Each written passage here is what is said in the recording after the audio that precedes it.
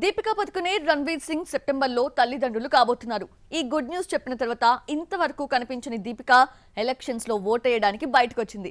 దీంతో baby bump videos నెట్టింట viral అవుతున్నాయి. ప్రెగ్నెన్సీతో ఉన్న దీపికా పడుకునే కల్కి ప్రమోషన్స్ కు వస్తుందా రాదా?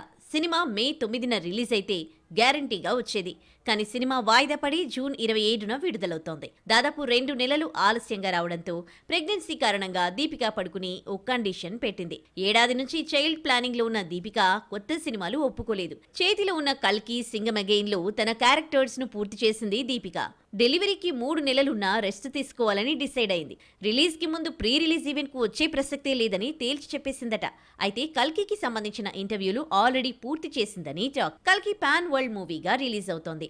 అన్ని భాషల్లో ఇంటర్వ్యూలు ఇచ్చిన ప్రీ రిలీజ్ ఈవెంట్స్ లో దీపికా లేని లోటే మరి. ముంబైలో జరిగే ప్రీ రిలీజ్ కు వచ్చే ఛాన్స్ ఉందంటున్నాయి చిత్రవర్గాలు. పద్మావత్ తర్వాత దీపికాను వరుస ఫెయిల్యూర్స్ వెంటాడినా పఠాన్ జవాన్తో అదిరిపోయే హిట్స్ అందుకుంది. ప్రస్తుతం 15 కోట్లకు పైగా రెమ్యునరేషన్ తీసుకుంటూ టాప్ ప్లేస్లో ఉంది దీపిక.